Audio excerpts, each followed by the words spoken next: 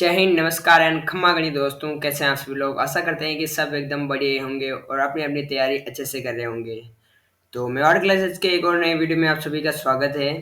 तो आज का हमारा जो वीडियो रहने वाला है वो रहने वाला है हमारा जो बीकानेर का जो इतिहास है उसके ऊपर। इसके ऊपर हमने जो हमारा पहला वीडियो है वो हमने हमारे चैनल पर डाल दिया है। वो आपने देखा ही होगा, नहीं देखा हो तो आप जाके देख लेना एक बार। हमने जो कुछ महत्वपूर्ण महत्वपूर्ण जो शासक थे, जो बीकानेर का जो इतिहास था वो कैसे प्रारंभ हुआ, कैसे शुरू हुआ, उसको हमने आपको बता दिया था। तो आज हम जो इसके आगे वाला है वो पढ़ने वाले हैं। अगर वो क्लास आपने नहीं देखी तो मैं आपको बेसिक स्ट्रक्चर बता दूं। जो बीकानेर में है, जो राठौड़ वंश था, कौन था? राठौड़ वंश। और जो पिछले जो हमारी क्लासेस में हमने मारवाड़ का इतिहास, मेवाड़ का इतिहास वो पढ़े थे, वो प्ले लिस्टें भी हमारे चैनल पर पड़ी है, तो आप एक बार जरूर देख लीजिएगा। जो बीकानेर पर जिस वंश ने शासन किया वो राठौड़ वंश था, जो कि जोधपुर की ये एक शाखा थी, यानी कि जोधपुर से अलग होकर बीकानेर का राठौड़ वंश बना था। और बीकानेर को जो है जांगल प्रदेश के नाम, जांगल प्रदेश भी कहते हैं इसको। जो हमारे महाजनपद काल था उसमें जो बीकानेर का जो नाम निकल के आता है वो निकल के आता है जांगल प्रदेश। और इसी बीकानेर के क्षेत्र को राती काटी का क्षेत्र भी कहते हैं। तो इसीलिए जो ये बीकानेर के उपनाम और किस वंश ने शासन किया ये आपको पता चल गया है। तो आज हम जिस शासक से शुरू करने वाले हैं उस शासक का नाम है कर्ण सिंह। बेसिकली पिछले जैसे हमने जितने भी जैसे राजा पड़े, जैसे कल्याणमल, उनके बाद जो राजा निकल के आता है वो निकल के आता है हमारे पास कर्ण सिंह। तो आज हम कर्ण सिंह के बारे में बात कर लेते हैं। तो कर्ण सिंह का जो शासन काल है वो 1631 से लेकर 1669 के मध्य इनका शासन काल रहा था। और बात करें अगर इनकी उपाधि की, तो इनकी उपाधि हमें जंगलधर बादशाह की इन्होंने उपाधि धारण की थी। किसकी उपाधि धारण की थी? जंगलधर बादशाह की। बेसिकली जो अधिकतर जो बीकानेर के जो शासक थे वो अपने आप को जंगलधर बादशाह कहते थे। क्या कहते थे? जंगलधर बादशाह। क्यों कहते थे जंगलधर बादशाह? क्योंकि जो मैंने आपको अभी पिछली स्लाइड में बताया कि जो बीकानेर है उसको पहले जंगल प्रदेश भी कहा करते थे, यानी कि जंगल प्रदेश, और बादशाह यानी कि राजा, यानी जंगल प्रदेश का कौन है? राजा है। इसीलिए कर्ण सिंह की हम उपाधि में पढ़ते हैं कि जंगल दर जो है वो जंगलधर बादशाह की उपाधि इन्होंने धारण की थी। और बात करें इन्होंने पुस्तक, इन्होंने एक पुस्तक लिखी थी, तो पुस्तक का नाम बताता है। कौन सी पुस्तक लिखी थी उन्होंने? तो वो पुस्तक इन्होंने लिखी थी साहित्य कल्प द्रव्य।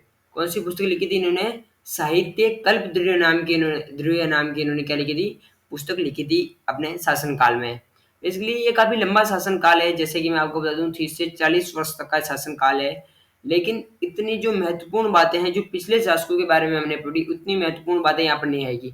क्यों नहीं आएगी? इसका जो मुख्य कारण है वो है अकबर की अधीनता स्वीकार करना। क्या कारण है? जो अकबर की जो अधीनता है वो स्वीकार करना। क्योंकि हमने पढ़ा था कि पिछले वीडियो में कि जो बीकानेर के जो शासक थे उन्होंने अकबर की अधीनता स्वीकार कर ली थी।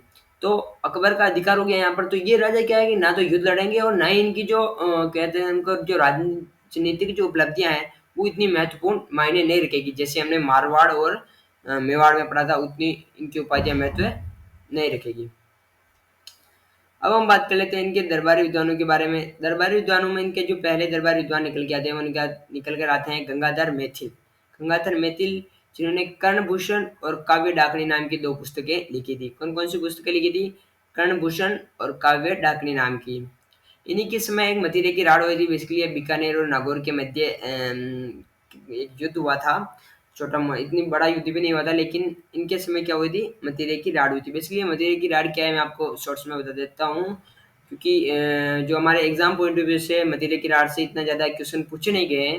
हालांकि ये जरूर पूछ सकते हैं कि ये किसके समय हुई थी? कर्ण सिंह के समय। बेसिकली क्या हुआ कि जो ये बीकानेर है और ये है हमारा नागौर। कौन है? नागौर। तो यहाँ पर एक खेत था, उस खेत में क्या हुआ कि एक मतीरे का जो था वो बेरला जो कहते हैं हमारी राजस्थानी भाषा में, वो लगा हुआ था। बेरला तो इधर लगा था लेकिन तरबूज इस तरफ लग गया था। क्या लग गया था? तरबूज। तो बीकानेर वालों ने कहा कि तरबूज हम तोड़ेंगे और नागौर वालों ने कहा कि तरबूज हम तोड़ेंगे। तो उसी के चलते क्या हुआ कि जो नागौर और बीकानेर में क्या हुआ, युद्ध छिड़ गया और इन दोनों के मध्य क्या हो गया? युद्ध हो गया, जिसे हम मतीरे की राड़ के नाम से जानते हैं। अगला हम शासक की बात कर लेते हैं। वो शासक हमारे कर्ण सिंह इतने जो हमने पढ़ा वो उनके लिए काफी एग्जाम पॉइंट ऑफ व्यू से। बेसिकली जो मैंने आपको बताया उनकी जो पुस्तक का नाम, वो आप जो कल्प ध्रुव नाम की मैंने आपको पुस्तक बताई, उसका आप मतलब याद रख लेना, उससे क्वेश्चन पूछा जा सकता है। बाकी हम बात करें अगर अनूप सिंह की, तो अगले जो राजा निकल के आते हैं वो निकल के आते हैं अनूप सिंह। तो इन्होंने जो उपाधि धारण की वो की माही भारतवी की। किसकी उपाधि धारण की थी? माही भारतवी की उपाधि धारण की थी। किन्होंने की थी? अनूप सिंह ने। अनूप सिंह ने धारण की थी, तो बेसिकली जो ये माही भारती की जो उपलब्धि, जो उनकी उपाधि है, वो इनको औरंगजेब ने दी थी। किसने दी थी? औरंगजेब ने। औरंगजेब ने दी थी। औरंगजेब ने क्यों दी थी? क्योंकि जो कि अनूप सिंह जी जो हैं, इन्होंने क्या किया दक्षिण भारत में, कहाँ पर? दक्षिण भारत में जीत हासिल की थी। किसके लिए जीत हासिल की थी? हमारे औरंगजेब के लिए, जो कि कहाँ का बादशाह है? दिल्ली का बादशाह। उसके लिए इन्होंने क्या किया कि जीता दक्षिण भारत को, इसीलिए वहां पर जो हमारे औरंगजेब ने जो है अनूप सिंह जी को महाभारत की इत्यादि उपाधि दी। और इन्होंने बीकानेर में एक अनु पुस्तकालय का निर्माण कराया। किसका निर्माण कराया? अनु पुस्तकालय। बेसिकली जो अनु पुस्तकालय जो है, ये एक संस्कृत जो पुस्तकें हैं, संस्कृत उनका क्या है कि मतलब ग्रंथों का ये यहाँ पर कैसे ना स्टोरी है, संस्कृत ग्रंथ, जैसे हमारे अब आज के समय में जैसे इंग्लिश, हिंदी और ऐसे लिटरेचर की लाइब्रेरी है, उस समय इन्होंने क्या किया, जो संस्कृत की जितनी भी सारी बुक थी संस्कृत की, उन सारी बुकों का ये क्या था? संग्रह था। इसलिए इन्होंने जो अनु पुस्तकालय का निर्माण करवाया था।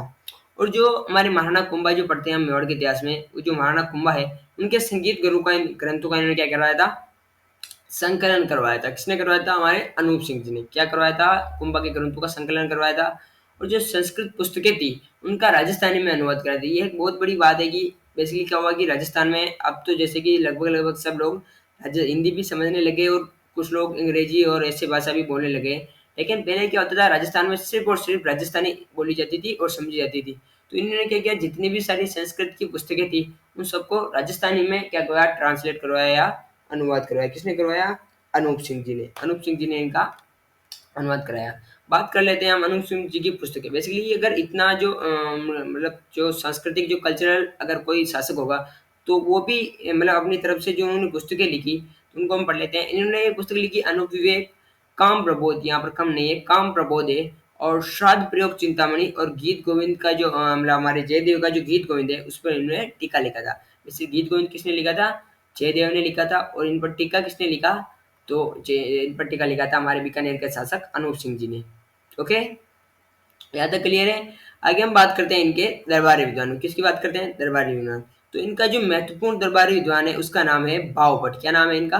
भाव भट्ट। भाव भट्ट यानी ब्राह्मण। तो इन्होंने कुछ पुस्तकें लिखी थी, जो कि अनूप सिंह के काल में लिखी थी, जिनमें से संगीत अनूप अंकुश, अनूप संगीत रत्नाकर, अनूप संगीत विलास। बेसिकली आप ये देखते होंगे कि अनूप सिंह जी का जो ज्यादा झुकाव था, या ज्यादा जो कहते हैं रुचि थी, वो संगीत में थी। क्योंकि जैसे हमने इनकी पुस्तकें भी पढ़ी, और राणा कुंभा की भी, गीत गोविंद को पर टीका लिखना, ये सब क्या दर्शाता है कि जो हमारे अनूप सिंह जी की जो रुचि थी, वो संगीत की ओर थी। जो भाव भट्ट ने भी जो जितनी भी पुस्तकें लिखी, वो सभी संगीत से रिलेटेड है, जैसे कि संगीत अनूप या अनूप संगीत विलास, ऐसे इन्होंने लिखी थी। आगे हम देख लेते हैं। आगे हम देखते हैं कि इन्होंने क्या किया, बीकानेर में जो उस्ता कला है, उस्ता कला आप जानते होंगे। उस्ता कला का विकास करने के लिए, उसको प्रमोट करने के लिए, इन्होंने राजा अली, जो अली राजा और रकबुद्दीन और अली राजा को कहाँ से बुलवाया? लाहौर से। लाहौर अभी वर्तमान में पाकिस्तान में पड़ता है। तो बीकानेर में उस्ता कला को प्रमोट करने के लिए, उसका विकास करने के लिए, इन्होंने अली राजा और रुकबुद्दीन नामक के व्यक्तियों को, जो कि उस्ता कला में मतलब माहिर थे, उनको लाहौर से बुलवाया था। कहाँ से बुलवाया था? लाहौर से।